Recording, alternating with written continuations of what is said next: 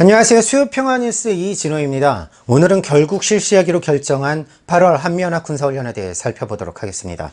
8월 17일부터 한미연합 군사훈련이 실시됩니다.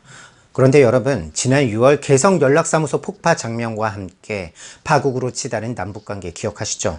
지난 7월 김여정 부부장이 북미회담은 꿈도 꾸지 말라면서 대북적 대행위가 처리되어야 북미 대화가 재개될 수 있을 거란 담화문도 발표했습니다. 하지만 이 시국에 한미연합 군사훈련이라뇨.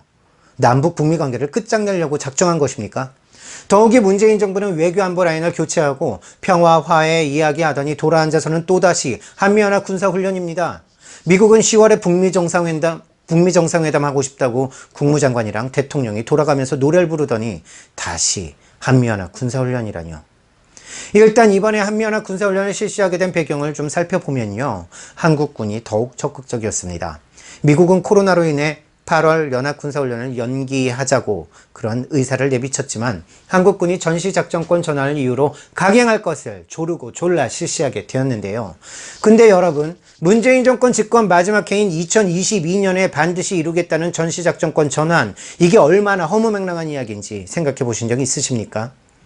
우리 군대의 전시작전권은 한국 전쟁 발발 직후인 1950년 7월 이승만이 미국에게 넘겨준 이후 아직까지 미국에게 있습니다. 정확하게는 한미연합사령부에게 있는데요. 미국은 한국에게 전자권을 넘겨주기로 하면서 몇 가지 조건을 걸었는데요. 하나는 삼축체계라고 해서 킬체인 한국형 미사일 방어체제 대량 응징 보복을 조기에 구축하는 것이었습니다.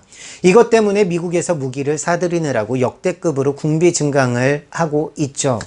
평화를 주구장창 부르짖는 문재인 정권에서 북한을 공격하기 위한 무기들을 촘촘히 배치하고 있는 것입니다. 미국이 요구하는 전자권 전환의 또 다른 조건은 단계적으로 하자는 것인데요. 그래서 작년엔 1단계인 최초 작전 운용 능력, 이것을 IOC라고 합니다.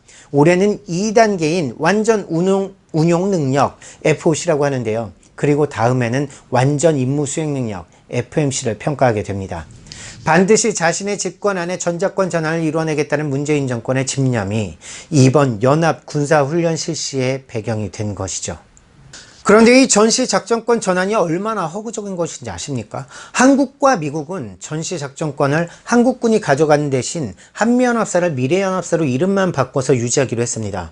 미래연합사 사령관을 한국군이 맡고 부사령관을 미국군이 맡는 것으로 했는데요. 핵심 전력인 공군은 전자권 전환을 하지 않는 것으로 알려져 있습니다. 다시 한번 생각해 봅시다.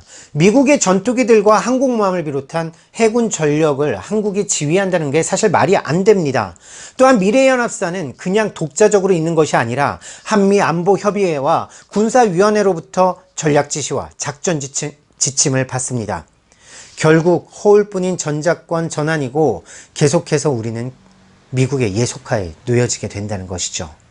문제는 뭐냐? 전자권이 우리에게 있는지 미국에게 있는지보다 한미연합사 존재 자체입니다. 한미연합사로 한국과 미국이 결합되어 있는 한 자주국방이라든지 전자권 전환은 다 허무맹랑한 소리일 뿐입니다.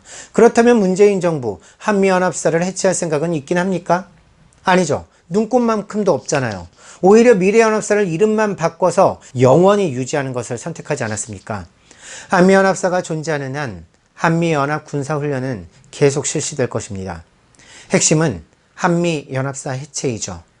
한미동맹을 유지하며 한미연합사가 있는 것이 주권을 가진 한 나라의 정상적인 모습은 아니잖아요. 한반도 평화 정착의 길은 군사력을 증강하고 한미연합 군사훈련을 실시하는 것이 아니라 한미연합사를 해체하는 것입니다.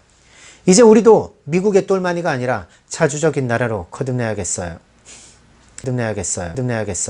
오늘 수요평화뉴스 여기까지입니다. 감사합니다. 좋아요, 구독도 잊지 말아주세요.